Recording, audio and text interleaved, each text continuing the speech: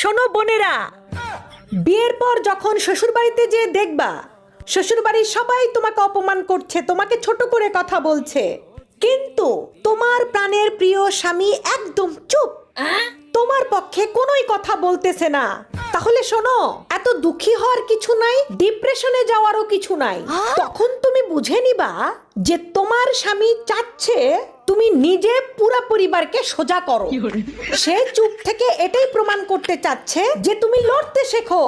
কতদিন আর স্বামীকে বলবে আমার পক্ষ হয়ে কথা বলো, আমার পক্ষ হয়ে কথা বলো, আমার অবস্থান শক্ত করো সংসারে, ঠিক আছে? সে চায় যে তুমি তোমার লড়াই নিজে কমপ্লিট করো, নিজের অধিকার নিজে বুঝে নাও। বুঝতে পেরেছো? শুধু শুধু আমরা সবাই স্বামীদেরকে ভুল বুঝি। শ্বশুর বাড়িতে যখন কেউ এরকম অপমান অপদস্থ করবে, সমস্যা ঝামেলা করবে, স্বামী চুপ থাকা মানেই স্বামী তোমার পক্ষে। সে চাচ্ছে তুমি আত্মনির্ভরশীল হও।